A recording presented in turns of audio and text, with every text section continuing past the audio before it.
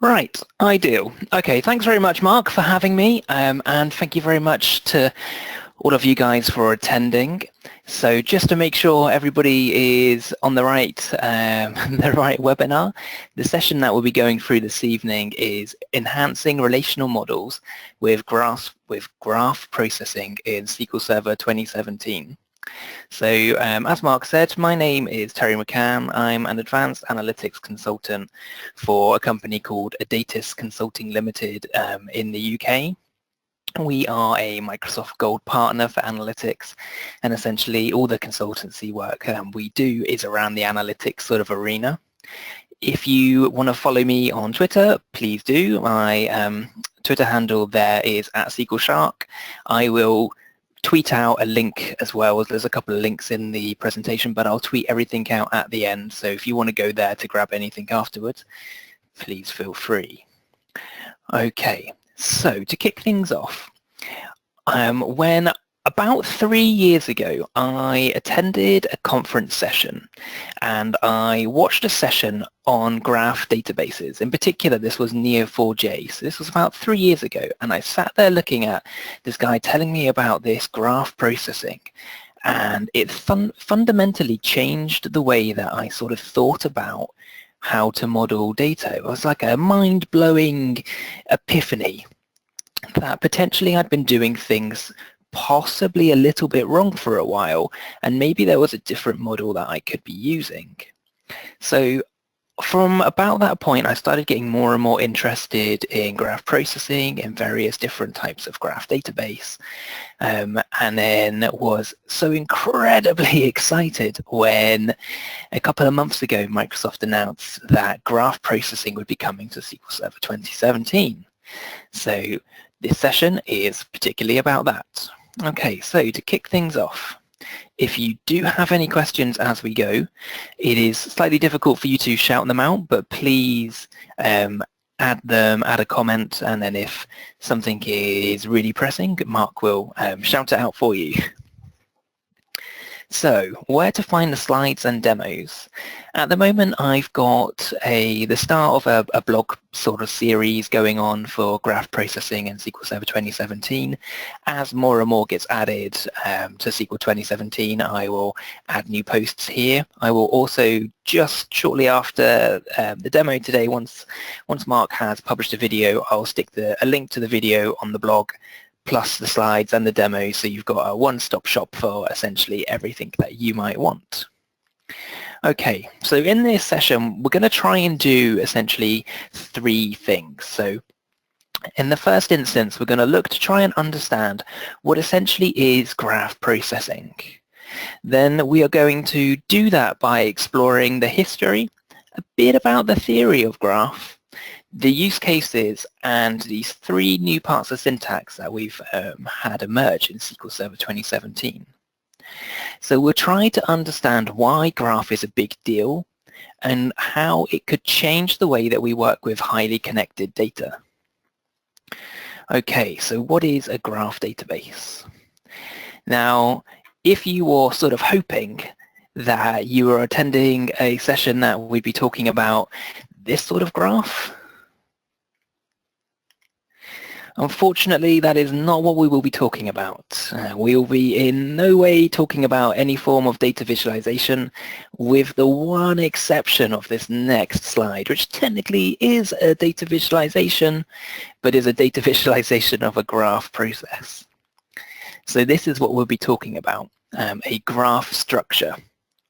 So what we have here essentially is a typical social graph. So relationships between people. So who knows who? Simon knows Emma, and Simon knows Sasha, and Sasha knows Terry, and so does Emma know Terry. And we can sort of see this social graph, and these social graphs exist in many different places. And we'll come back to social graphs in a little bit. So to start things off, we are going to talk about the history of graph databases. And in particular, we're going to start with the Königsberg Bridge problem. So when I've delivered this session in person, this is a great one to see what the background is of the people who are in the audience. So when we did the session, and when I did the session last, I asked this question: who's familiar with the Königsberg bridge problem? And of about 80 people in the room, maybe 5 or 6 had heard of this problem. And funnily enough, those 5 or 6 people had all done either a computer science degree or a maths degree.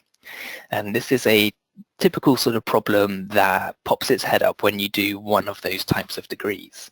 So if you are familiar with the Königsberg bridge problem, just bear with me. If you're not, hopefully you'll find this interesting. So Königsberg, a town which was in Prussia before it became Russia, it's not actually known as Königsberg anymore. It does have a new name. I can't remember what the new name is. But essentially, what Königsberg is 4 land masses, so a north bank, a south bank, and 2 islands in the middle.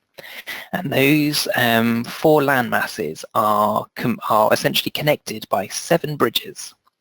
And the mayor of Königsberg, as well as being a mayor, was super interested in maths and mathematics, and he wanted to see if he could start at any one of these bridges and cross each bridge only once, and in doing so cross every single bridge. So let's say you start down here in the bottom right one, then you cross over, and then you cross to the middle landmass and you cross out. Can you cross through every single bridge? So that was his thing. Which route would allow you to cross all 7 bridges without having to cross them more than once? So not particularly a minute, but I'd like you to take some time and have a look at the image and essentially try and work it out for yourself. Hopefully you can all hear the somewhat cheesy music playing through my speakers in the background.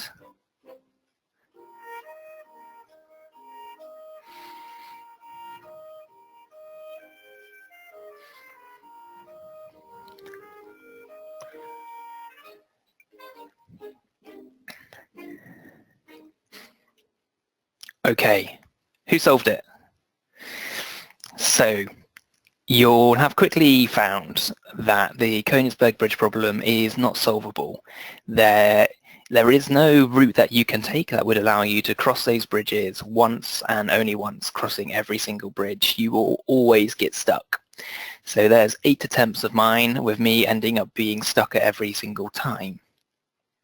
And so the mayor of Königsberg was really interested in this. He knew that he couldn't do it, but as a mathematician, he wanted the proof. He wanted to know, well, why can't I do it? You know, what's essentially preventing me from being able to do this? Like, what's the mathematical proof behind this?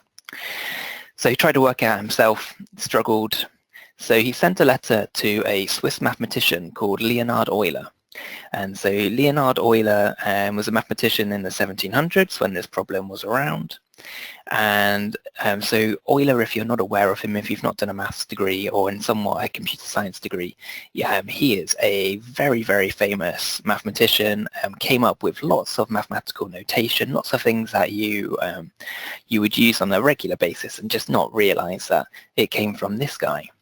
So he wrote this letter to Euler saying, look, I've got this problem, and I just don't know how to prove why I can't do what I hope I could be able to do. And so Euler looked at the problem, and he initially just dismissed it as being too simple. He thought, you know, this is just a child's play sort of thing, crossing bridges, it's nothing.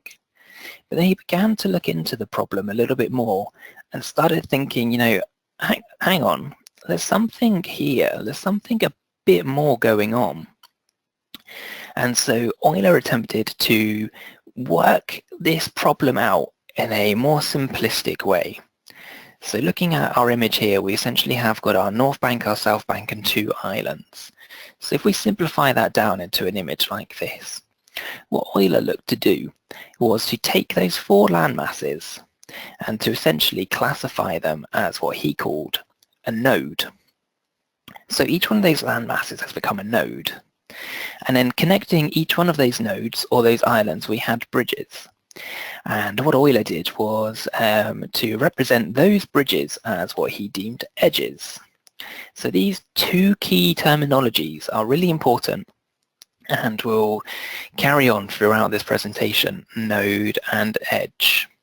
And alongside this, what he also worked out was the degree of connectivity between each one of these nodes and its edges.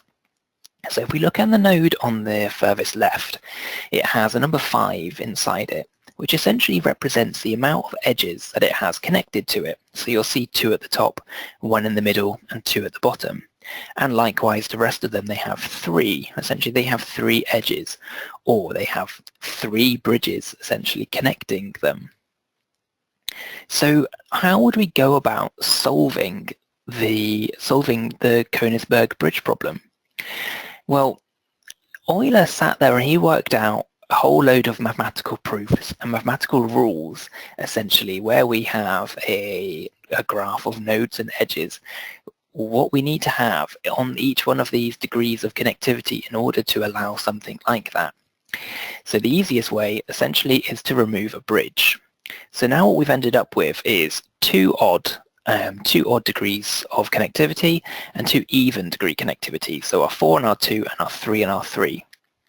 And with that, that essentially enables you to be able to complete that problem. So if we go back to our original diagram and we crudely scribble out one of those bridges, we can now make that entire connection.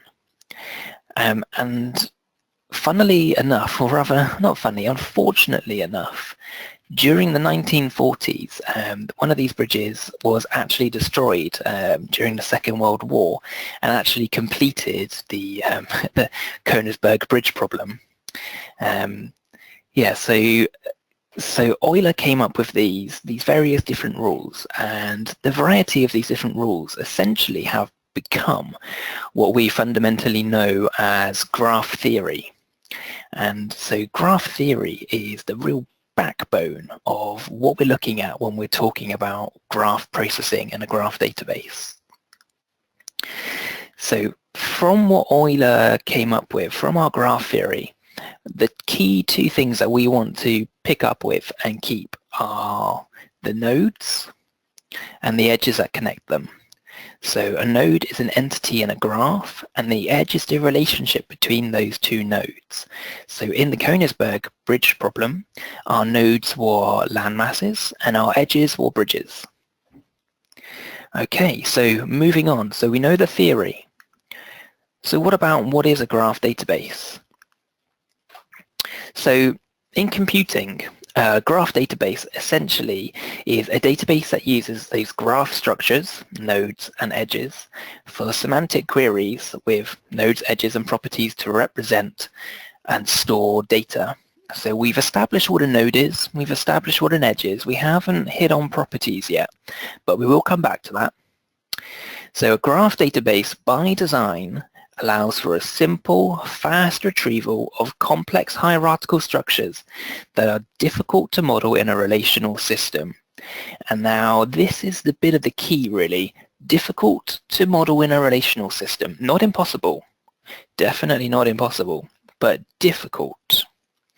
So with a graph database, we're aiming for something that's quite simple to do, that relieves some of the complexity and the difficulty of storing that data in a relational database system. Okay, now I just want to hammer home the point that what I'm not trying to say is you cannot do that in a relational database, because I know the second I say that to an audience full of database developers, DBAs and BI developers, whenever I mention anything, you're all going to do this. You're all going to be fixated on proving me wrong, saying, no, I can do that in a relational database. I can do a recursive CTE, I can do this, I can do that, and I can get that answer. So we're not saying you can't do it in a relational database. What I'm more saying is it may not be the right choice. Okay, so the problem with relational databases, why is it not the right choice? Okay, so why a relational database? Why do we call a relational database relational? What is it that makes it relational? When I asked this question at a conference recently, the resounding answer that I got was because, well, databases, they deal with relationships. They are relationships between tables. That's why it's called relational, surely. But, no, it's not. it's because a relational database system is fundamentally based on a handful of principles, one of which is relational theory. So the term relational doesn't come from the relationships between tables, it comes from the relational theory. So enforcing those sorts of relationships between tables is a product of what the database does, but it isn't, it isn't the primary reason why it's called that. So let's take a simple example. I'm a website owner. Think of a website like IMDB, the Internet Movie Database, and I want to store movies and I want to store people. And those people could be actors in that movie and they could be directors in that movie, but they could also be both. So as a developer, I would probably come up with something like this. This is the intuitive approach that I might take.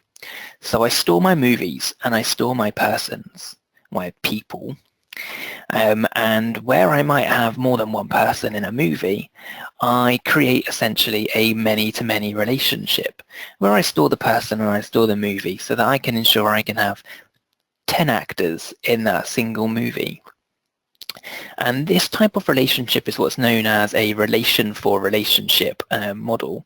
So we've created this relation, this actor and this director to handle this model.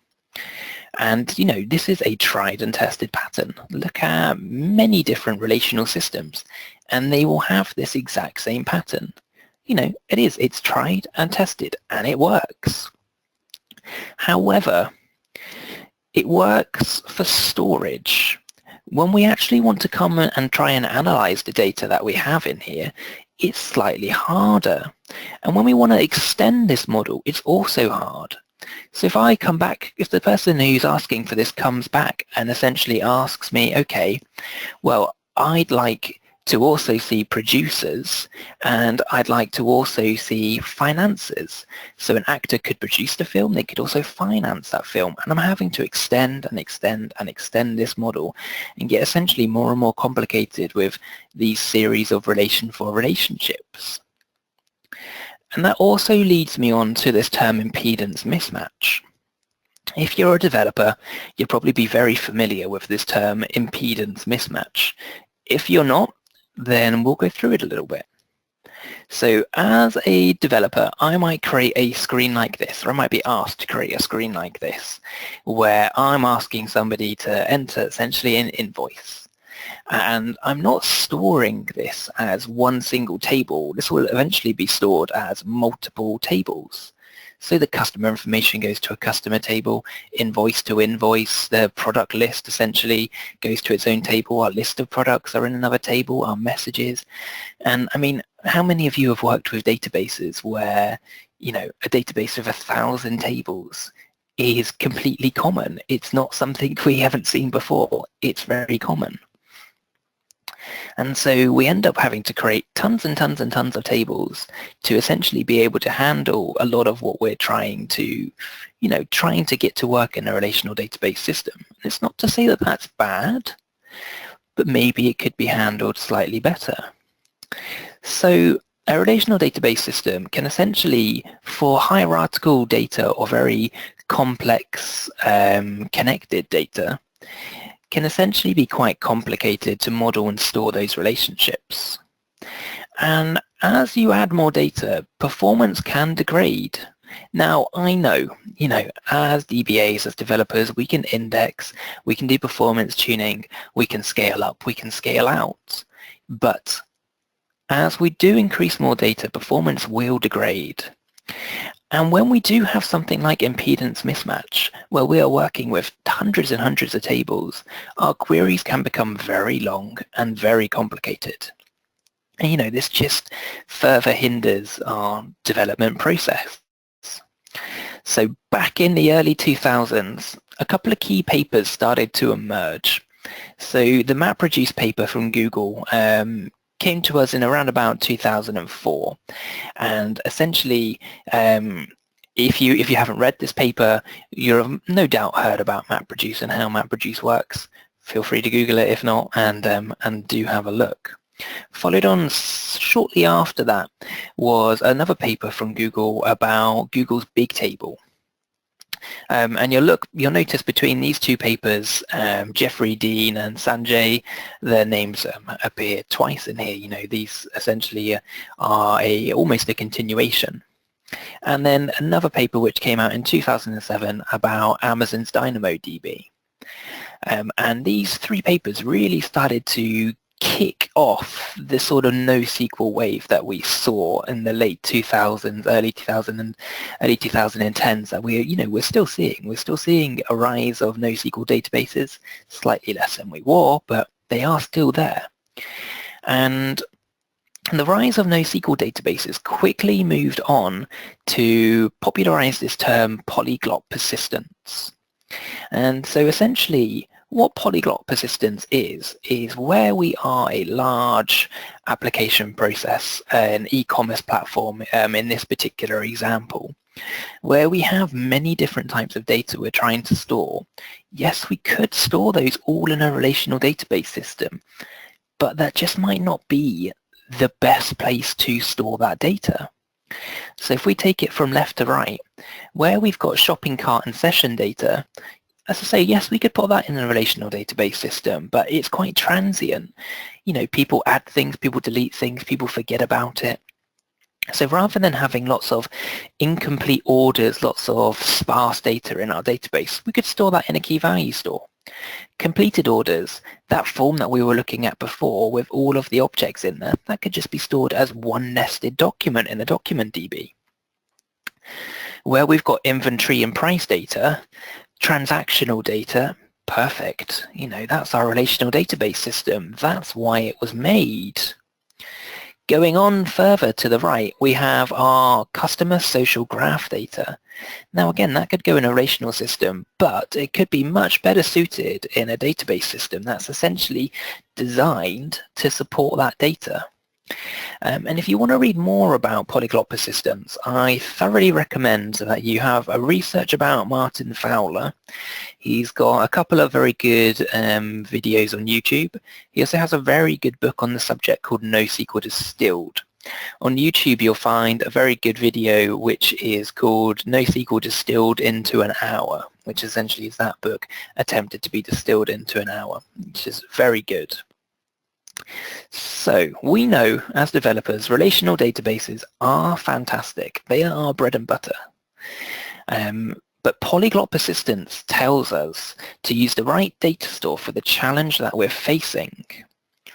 And if we've got highly connected data, a relational database system just might not be the best store for that job. We might want to use something like a graph database. So, as I said, relational database might not be the right answer. So what is the right answer? That could be a property graph.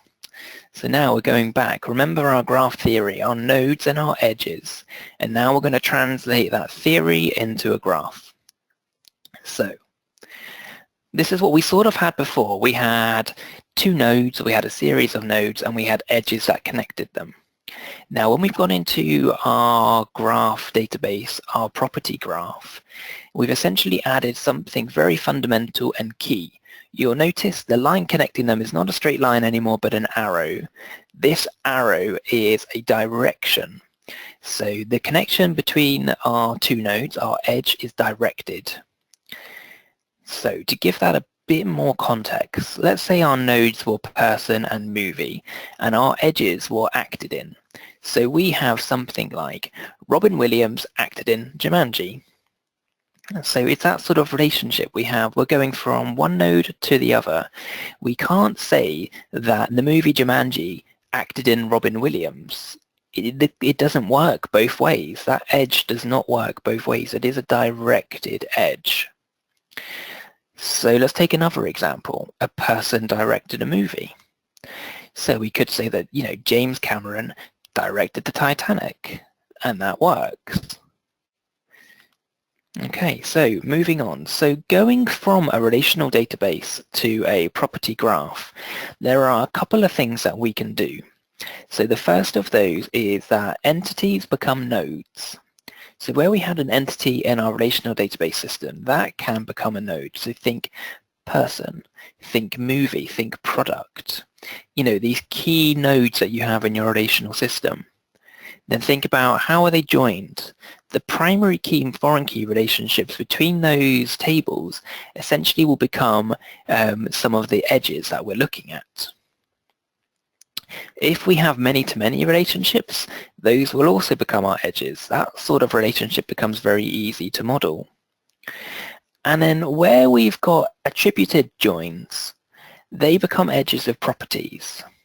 So we'll dig in a bit more to what I mean by this term property. But just think, if you had a many-to-many join, you had a many-to-many relation for relationship sort of table, you might have the movie ID and the person, then you may also store a few more attributes about that relationship, what they were doing at that point. So maybe how much money the actor made to appear in that movie. That could be stored against that particular table. So anywhere we have those attributes, those are essentially going to become attributes as part of our edge. They are going to become properties of an edge. So let's have a look at an example. A user rates a movie. So a user, I'm going to take our user Ash, he rated the movie Alien. He gave it a score of a 9. So imagine IMDB, you scroll to the Alien page, I like that film a lot, I'm going to give it a 9. And that, that score is saved then essentially. That score is a property of the edge. Okay, so let's go back to this example that we had before.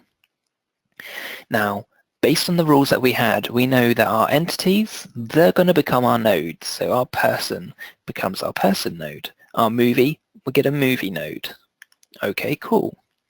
We also know that our many-to-many relationships become edges. So the actor and the director. So person Ben Affleck, he was an actor in the movie Argo. He was also an actor in the movie Batman vs. Superman. But Ben Affleck was also the director of Argo. So you can see where we have this directional arrow again. So person Ben Affleck acted in the movie Argo, but the movie Argo was directed by Ben Affleck. So we have this directional loop. So that's one way that we could essentially translate that based on these rules into a property graph. So what are the type of things that we generally try to do with a graph database? So a couple of different sort of patterns that we're trying to solve.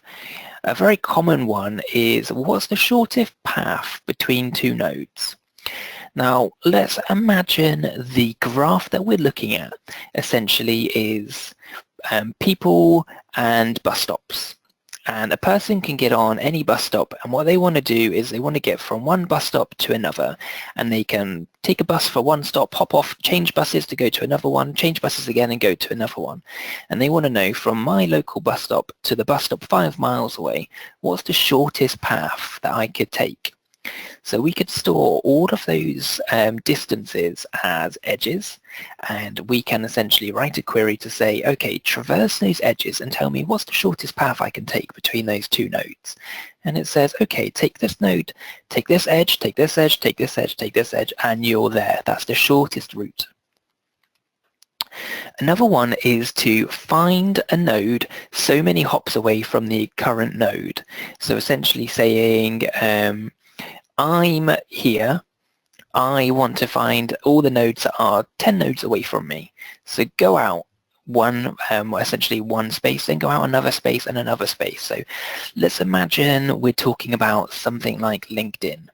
And if you remember on LinkedIn will say, suggest new contacts to you. And you'll keep scrolling, and that list is just never ending. There are just more and more and more people being suggested to you. So what's happening there is essentially the back end of that is a graph. You're parachuting into this huge graph right down to where you are. And then it's saying, okay, let's go out a level to all the people you know, and then let's have a look at all the people they know that you don't know, all your third level connections. And you keep scrolling, and you go through every single one of them. And then it says, well, maybe you don't know that third person, but maybe you know someone that they know. And you go that fourth layer out, and the amount of people suggested to you, just grows and grows and grows. And then the third point is to find any node connected to another node, and this is what's known as polymorphism. So to say, I'm this person and I have this movie, can you tell me that I was in this movie, or can you tell me how the relationship is from me to that particular movie? Oh, well, I acted in a film with this person, you acted in a film with this person, who was in a film with this person, who was in the movie you're talking about, and traverse each one of those nodes out. Those are three very common patterns of what we look to do. And yes, you could probably do a lot of this in a relational database system, but it would be hard. It would be tough. Not impossible. Not impossible for the people who are going, I could probably do that. Not impossible, but it would be hard. Okay, so what sort of use cases do we actually commonly see that graph databases solve? So the first one is the social graph. So what we've been looking at, who knows who are our queen bees, essentially. So in a social graph, you generally have somebody, one, two, couple of multiple people who essentially are what's known as the queen bees, the people who are the real influencers in that group, who really spur it on. Back, sort of like 10 years ago when mobile phones were a little bit less smart and you would sign up to one carrier, you would generally have your friends also sign up to the same carrier so you could get discounts on the service you were having. I can call my friends for free or something like that. And you generally find that there was somebody who was the real influencer who would influence what other networks people went to. And if that person left your network, it's not just the impact of that one person leaving. That person would realistically take a whole load of other people with them, and that's very dangerous for your business. So identifying who those queen bees are, who those influencers are, allows you to quickly see, okay, maybe we need to say, here you go, have this offer. We want you to retain a customer. Have this new upgraded phone for a huge reduction and make it a real, pleasure to be our customer. The next one is fraud detection. Now, there are many great ways of detecting fraud, many different ways, and graph database is essentially one of those. And what a graph database is particularly good at is actually spotting rings of fraud. So where you have fraudulent activity happened by a group of people committing fraud. Now, that's a lot more common than just your average person. So it could be that a person commits fraud using a credit card, and that credit card may be registered to someone else who's also registered at an address, and that address is also registered to a different person who uses a different card. So you could traverse that relationship to say, okay, there's a chance that this other person, account holder 3, could also be committing fraud, and we'll look into their transactions. The obvious use case is recommendation. Bob bought a product, so did Jim. Maybe Jim would also like those products that Bob bought. A very simple recommendation engine. Another example, network and IT, understanding the interconnectivity of your network. This is a real interesting one. So looking at your IT infrastructure, looking at the interdependencies of all of your servers, if something happens to one of your servers, what's the impact on the wider network? Sure, you may know, but modeling that in a graph database enables you to say, okay, if this one goes down, what's the impact to this VM server? Oh, this VM server would be down essentially also. Okay, well then that has a knock-on effect to these systems, which has a knock-on effect to these systems. And you can sort of start to build up and see where you really need resiliency of your systems. It's a very interesting solution that's very easy to solve in a graph database. Okay, so we've talked an awful lot about the theory, the use cases, the design patterns. So how does this relate to SQL Server? So at the Microsoft conference recently where they announced SQL Server 2017, I think it was Joseph Siroff came up with this slide and showed it, and essentially has one key point on here, that I'm particularly interested in. This support of graph objects and graph querying to analyze complex relationships in SQL Server 2017. So what this is taking a graph database, taking the core essentially of a product like Neo4j, like TitanDB, like some of these other ones, OrientDB, and actually taking some of the power of that and putting it alongside your relational data. So you have the benefit of being able to use your relational database constructs, your indexes, column stores, etc., actually column-orientated storage. But alongside these relational constructs, these nodes and these edges. And they did that by essentially incorporating 3 new bits of syntax: the node syntax, the edge syntax, and the match syntax. Just after we explain these, what I'm going to do is dive into a quick demo and actually go through and sort of demonstrate how some of this works. Okay, so a node. So a node is essentially a variant of a table. So if you look at that top statement, I am creating a table called genre, and that genre has an ID, it has a genre, and I'm creating it as a node. So I'm saying create me this table as a node, which tells the engine not to build this as a standard table, but to store this as a node.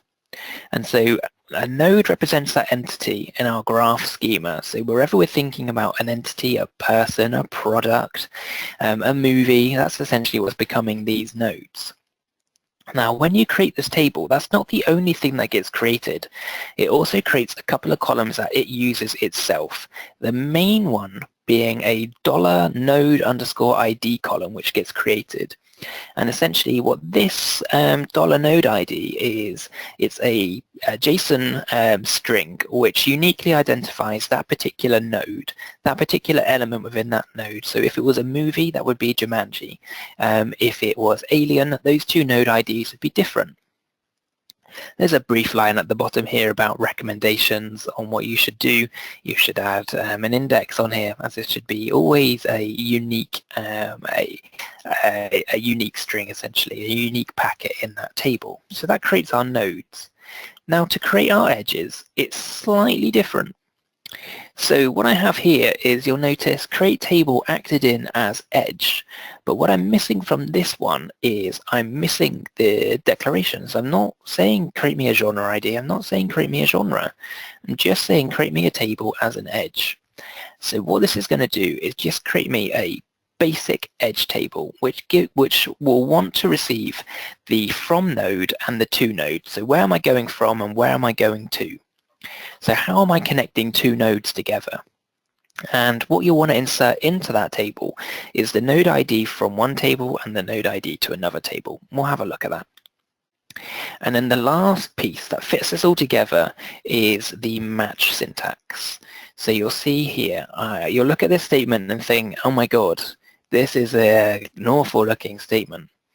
Because with graph processing, we don't have the sort of ANSI 91 standards joining tables. We're not saying I want to do an inner join to this table on this equal to this, inner join this on this. We are back to our sort of ANSI 89 standards, the original Oracle way of writing a series of tables. So I want to select this table, comma, this table, comma, this table, comma, this table.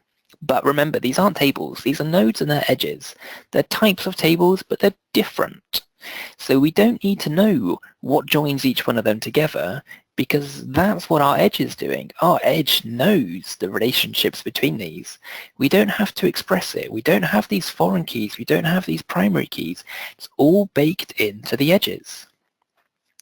So you'll also see the match syntax looks a little bit funky. So it's known as an ASCII art-based syntax. It's heavily based on Cypher, which is the Cypher query language from Neo4j. Cypher has attempted to also be open Cypher, so an open standard language like SQL is for relational databases sort of across graph databases. So looking at it, what we essentially have is a node-edge-node relationship. And you'll see the brackets around the edge indicate the direction that the relationship is going. So that's why this direction is really important. So we're going from node user 1 through our reviewed relationship to a movie. then we are going from the other side, our user2 through review2 to a movie. So what I'm saying is, find me the users who rated the same movie. So give me the users who rated the same movie. And this sort of like syntax becomes a little bit tricky to get your head around, but we've got a demo coming up, so we'll show it in a bit more detail and try and describe it that bit better. Okay, the demo. Let's get on to that, and we'll try and indicate a bit better of what's actually going on. Right, so I'm hopping over to SQL Server. This is actually running SQL Server 2017 CTP2. Obviously RC1 and RC2 are both out now. There hasn't been a great change to the degree of functionality that you have in graph processing at the moment. So CTP2, RC1, RC2, I do believe this is in Azure DB now as well, so you can probably do the same thing in Azure. So if you download this source file, there's a couple of queries here. So first one to create the database, then we're going to create our nodes and edges. We're going to populate those nodes and edges. We're going to do some queries. And then there are two optional ones that we won't go into here, which relate to users and ratings and actually creating a bit of a basic recommendation engine to say, you know, you like this movie, maybe you'll like this movie. Very crude, but just a sort of example of how that might work. So I'm not going to create the database because it needs to be populated with some raw data. So what I'm going to do is skip that process. But let's have a look at this raw movies table. So this is the raw data that I'm working with. This is some data shredded from IMDB. It essentially, each line relates to a movie, and that movie has who was the first actor, who was the second actor, who was the third actor, who directed it, etc., etc. Cool. So let's have a look at some of this syntax. Right. Our first one, we're going to create a genre table. We'll follow that up by a movie table, an actor, and a director table. Now, I could have modeled these as a single person if I chose to. I could have just had a person, and that person could have been an actor or a director. There are multiple ways that we could have modeled this. So I'm going to build out those nodes. Okay, that completed. And I'm going to build out a couple of basic edges. So a person who acted in a movie and a person who directed by a movie. So essentially a movie is directed by. So in this example, we're going from our actor to our movie that way. And then in this example, we are going, a movie is essentially directed by a person, in this case, a director. And let's populate these ones as well. I just realized I'm making the mistake of loading those into the master database, so let's actually build those out in the movies database. So what you'll notice is if you're using SQL Server 2017, is these tables that I'm building will not appear down here with our standard tables. We essentially have this new folder up here for graph tables. Now, if I expand that node, we can see all of these new tables. So our actor there is indicated with this tiny little blue box down here, which essentially shows that, you know, that is a node. And then this one down here, this reviewed one, it shows a circle dash circle. So that's indicating that there is an edge.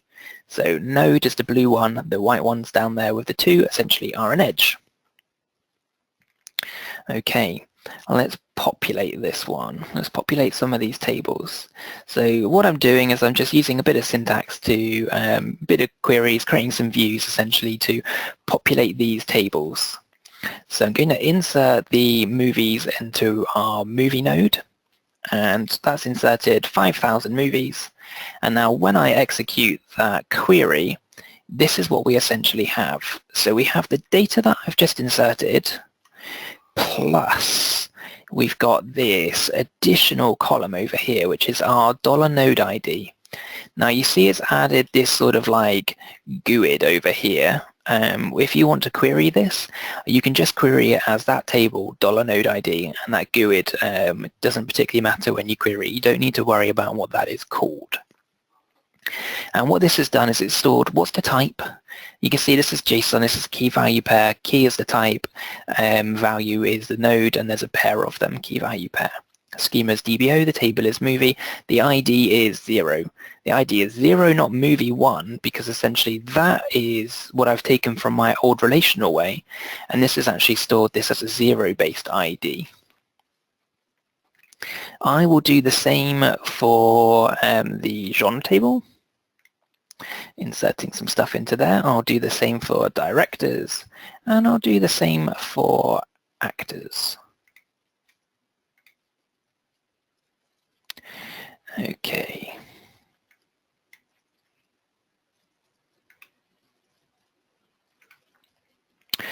Right. Now we're going to populate our edges. So this is where it gets a little bit trickier to handle, because what we need to populate in an edge essentially is the node ID from the table we're going from and the node ID of the node that we're going to. So if you look at this query here, what I'm doing is I'm joining a whole load of stuff together, and then I'm joining it also to the nodes so that I can pull out the node ID of an actor and the node ID of a movie to give me who acted in that movie. So I'm going to populate that one with who acted in it. And there we go, we've got 15,000 people going into there. And now if we have a look at that, this is what's actually being populated when I've inserted into that table. So we've got the edge ID. So this has been generated when I've inserted. This uniquely identifies this edge. And it's copied over the node ID. So this is the node ID from the actor node and the node ID from the movie node. So this is our relationship. There's no primary key, foreign key constraint. This is how the match knows that there's a relationship. All right, let's just populate this table as well, and let's go and dig into some queries. Okay. When I originally started looking at this, I looked to see, right, who's the first actor I can use? And the first actor I found was 50 Cent. And I'm not a huge 50 Cent fan, don't get me wrong. Don't think I'm this crazed 50 Cent fan that I use him in all my examples. I don't. He was the first person who appeared. So, right, I want to find all of the movies that star 50 Cent. So I'm going to do that in a just standard relational way. I'm going to select from that table based on those 3 columns, find me all the movies that that essentially acted in with 50 Cent. And there we go, we've got those 5. So now how would I do that in a graph way? Let's just execute this one. Yeah, that's good, that's working. So what I'm saying is select me the movie from the actor, acted in, and movies. So we're going from a node, relationship node, and I'm doing this with my match syntax. I'm saying take me the actor through the acted in to the movies, and then I'm filtering this one down to push me through this relationship. So I'm saying give me the actor 50 Cent and then give me all the movies he acted in. And sure enough, those are the same. It's the exact same answer. Now I bet you're thinking, looking at this, well, I mean, these 2 queries are not that different. I mean, I'm getting no real benefit out of storing this data in this way. Okay, so let's get a little bit trickier. Now I want to know, give me all the films that actors were in who also starred in, give me all the actors who also starred in one of these films. So starting off with 50 Cent, we're going out a node, and then we're going out a node further. So we're sort of a third of the way out. We're 3 ways out. Okay, and so that will give me everybody who acted in those movies who isn't 50 Cent. I don't want to see him again. And I've done that using a CTE, and then I've done that by using a couple of union statements. Again, you could do this better probably. We could do it in a different way. And that works. That gives me all those actors. Again, it's pretty quick. That returned pretty quickly. But I now go from this huge amount of syntax to this relatively small amount of syntax, and I get the exact same answer. So what I'm doing here is I'm saying from actor 1, I also want to return who's the actor 2, so I'm going that sort of like node, node, node relationship. I am looking at who was in a movie, who acted in the movie, and the movie itself. So I'm saying actor 1, give me all the movies that they acted in, then give me all of the actors who starred in that movie, and essentially filtering that down to 50 cents. So I'm going that bit further. Then if I wanted to go that level even further, I could say, okay, well, based on these people, now I want to know all the movies that they were in. So we're going that extra layer out. We're now going sort of like a fourth layer out. Okay, and you'll notice that works. So essentially our matching is we're going actor to acted into movie, and then we're saying, give me that movie, give me everybody who starred in that, and then give me everybody who acted in any one of those movies, and then return me the movies. So you're going all this way through, just getting further and further and further. Now I've not written the T-SQL for this query because it would be monstrous. It would be a nasty looking query, lots of different nested queries essentially to get us there to do it. And then I could go further and further and further. But to do that in a relational way, it's going to slow down and slow down and slow down because I'm having to do all this nesting and nesting and further nesting. As I say, there are two more examples here that if you download the scripts, you can dig into. But for the moment, we'll stop at that example and we'll go back to our slides. Okay, so what I was talking about, the depth. So we're going from one node through an edge to another node, and then through that node's edges to additional nodes, and then to additional nodes. In the early days of Neo4j, this sort of table was created. So where we have a depth of 2, when comparing a relational database and Neo4j, so a graph database, they were pretty equal. So going 2, it didn't really matter. That sort of relationship was very easy. Then we went to 3 depths. So based on the amount of records returned, obviously this is a lot more than the records I was returning, so the time differences would be different. But going to that third one, our relational database took 30 seconds, whereas our graph database still only took hardly anything, less than a second. When we push that up to 4 degrees, so we've got 600,000 records being returned, our relational database is taking 1,500 seconds, whereas our graph database is just taking under just a little bit over 1 second. Then when we go to that 5th layer out, so we're going through all those things, you imagine how big this graph is getting out, going from, say, 1 to 3, and then 3 nodes to, say, 100 nodes, those 100 nodes to 1,000 nodes, those 1,000 nodes to 100,000 nodes. The time to run that in a relational database, they gave up on testing. It took so long. Neo4j, graph database, just over 2 seconds. Why? Because it's designed to handle that sort of query pattern. This is what it's made for. This is what it's made to handle. Okay, so just to finish us up, we'll talk a little bit about the caveats in Match and some of the limitations of what's in the graph processing engine currently. So with a match, you can repeat the name of nodes, but you cannot repeat the names of edges.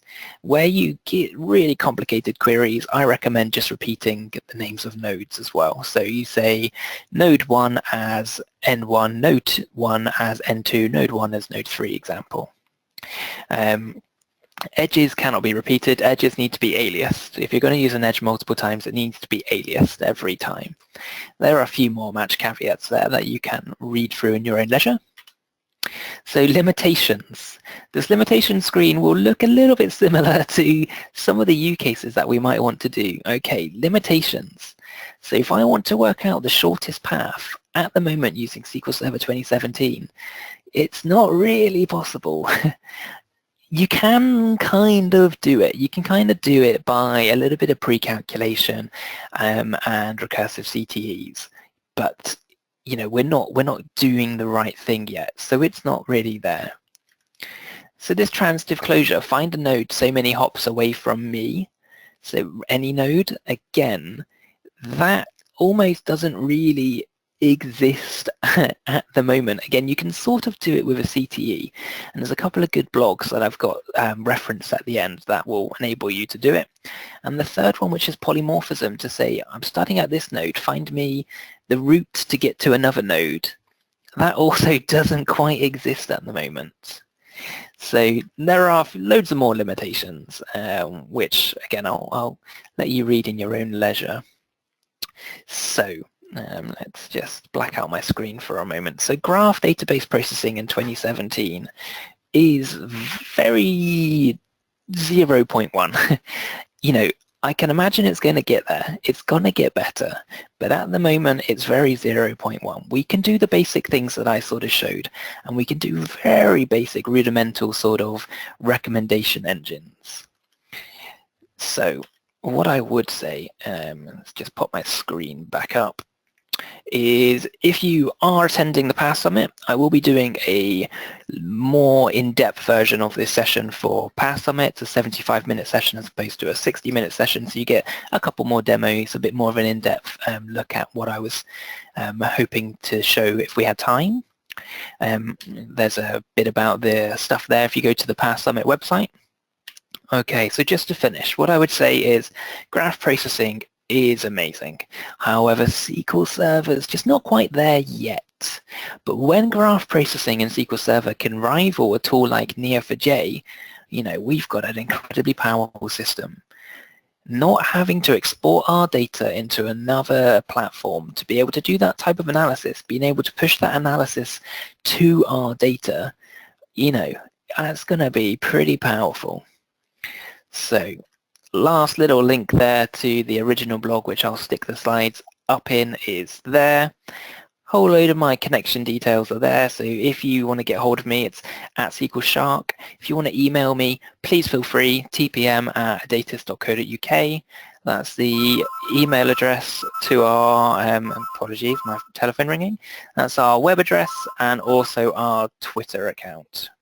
So thank you very much for taking the time to listen to me. I thoroughly enjoyed talking about graph databases.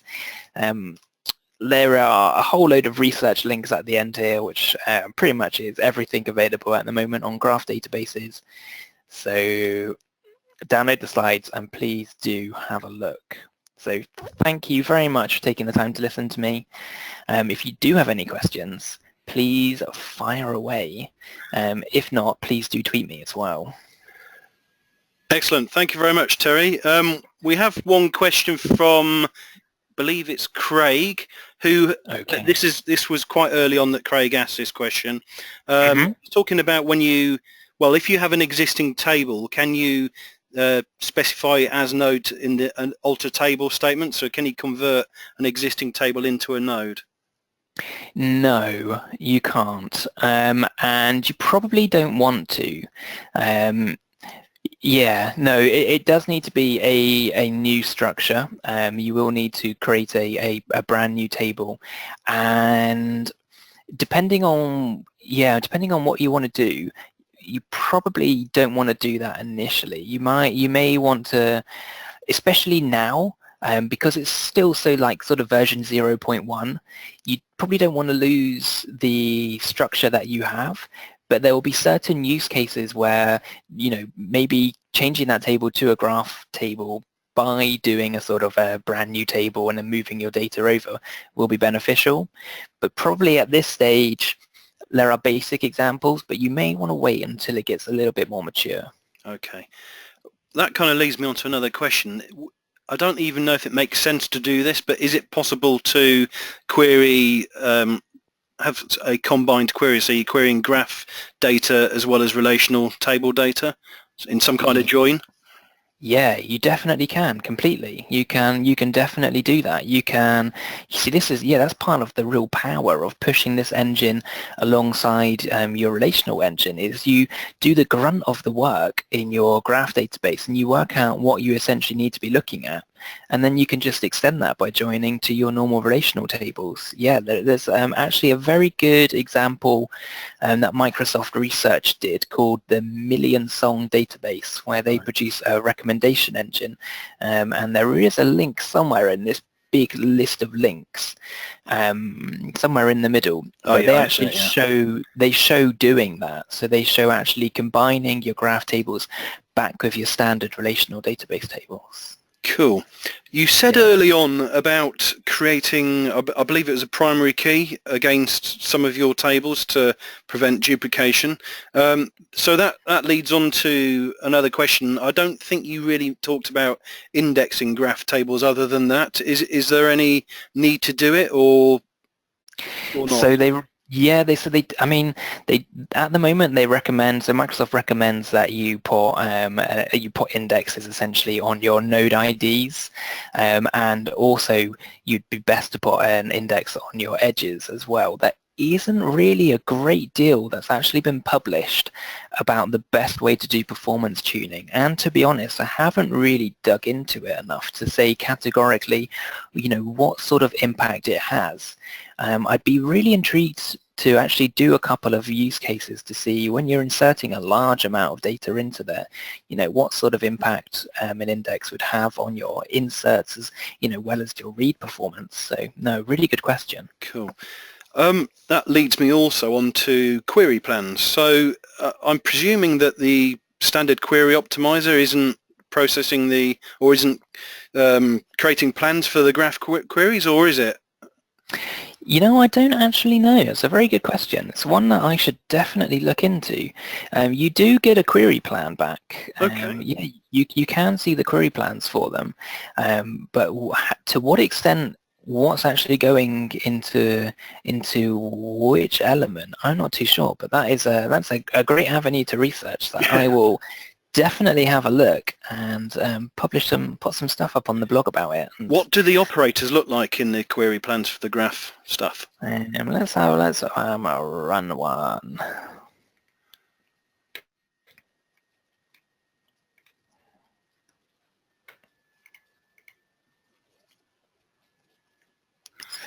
Let's stretch this one out.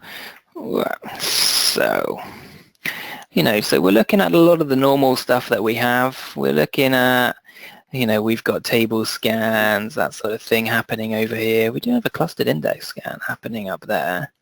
So to what extent this is a representation of the best sort of representation that SQL can give you at this point, I'd imagine based on the sort of lacking of functionality that there is currently, that there's also probably a lacking of functionality from this point of view.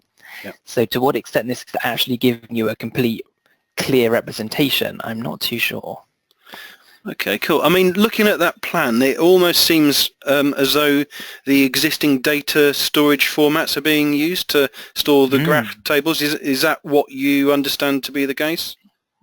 So that a data page for graph is exactly the same as a data page for a normal table? I would imagine they are, yes. Are you aware of any compatibility with in-memory OLTP here? I don't believe there's any compatibility at the moment with in-memory. So some of the limitations, let's stick that slide back up. So there are quite a few things. So node and edge tables cannot be memory optimized currently. Okay. But that is currently. But I can see, there's the immediate benefits of thinking, okay, so I've got this better structure that maybe I could put in memory as well. You start thinking, oh, I can do some cool stuff with this. So hopefully as that sort of grows, the big one I think there as well at the bottom is you have one graph per database and you can't do any sort of cross referencing or anything like that. If you've got multiple databases, you can have multiple graphs. They're very constrained to the single database that you're in. Okay, cool. And I think, just bear with me 1 second. So in relational query writing, I mean, we're often told by some of the experts that you can write queries in a different way to get the results in a more efficient manner. I just wonder whether when you're writing a graph query, it looks to me like it's almost like an instruction to get the data back. So the question is can you write graph queries in different forms and more efficiently? So yeah, I mean, that's a very good question. So Yeah, I mean, so what you have, so it's still a declarative language. So essentially, what you're writing is going to go away to the engine. The engine is going to decide the best way to write it. But essentially, so, there is different things about using multiple nodes, using single nodes to produce the better queries. The match syntax is a little bit lacking at the moment in sort of like the power of sort of things that you can do with Cypher. So Cypher, you can, rather than having to add additional elements into your where to filter down results, you can do more interesting things, and the real power and the real sort of like complexity comes in how you write that sort of Cypher query in Neo4j. So because match is a little bit basic at the moment, hopefully as they improve that and as it becomes slightly more akin to a Cypher query, we will start seeing better ways that you can tweak a query to get the best sort of performance. But at the moment, I would imagine there's essentially only one route that you could sort of draw out depending on the model that you have to get to the answer that you want. If you change the way that your data is modeled, you can change the way that your match works. But based on that, you're only ever going to get to that right answer by constructing that match query in a particular way. Okay, cool. And the final question. So you mentioned one of the use cases of graph being fraud detection. So I'm presuming from that you're suggesting that graph DBs fit very well into predictive analytics. Would that be a correct assumption? Yes, yeah, definitely. Yeah, definitely they work very well together. So you think now with the stuff that we've got in 2017 with R services, with Python services, with the graph database as well. So by having some of our data in a graph structure that we can then do some predictive machine learning or some predictive sort of statistics in R based on the data that we have in those tables, and you can do that. So Microsoft have done some interesting stuff already with that, but combining those two technologies inside the engine alongside all your data, you can start producing this incredible, be that recommendation engine or be that fraud detection or something like that, all alongside your data without having to go to any of these other platforms or applications or servers. It is just incredibly powerful. It's a really exciting time, I think, to be picking up with graph databases, and it's been sorely missing from a Microsoft database offering. So Microsoft have had graph systems for a while. They had Trinity DB, which powers Microsoft Bing, and obviously you may have seen that graph processing's also been pushed into Cosmos DB now, and that's quite different to the graph processing that we see here. But there's this knowledge in Microsoft that graph is important, and they're pushing it out now.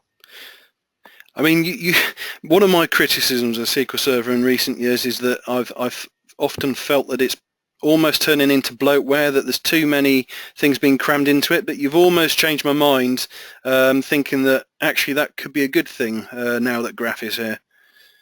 Yeah, so you take the example of Python and you're like, great, I can run Python inside SQL Server. And it's definitely the most expensive way that you could ever run Python.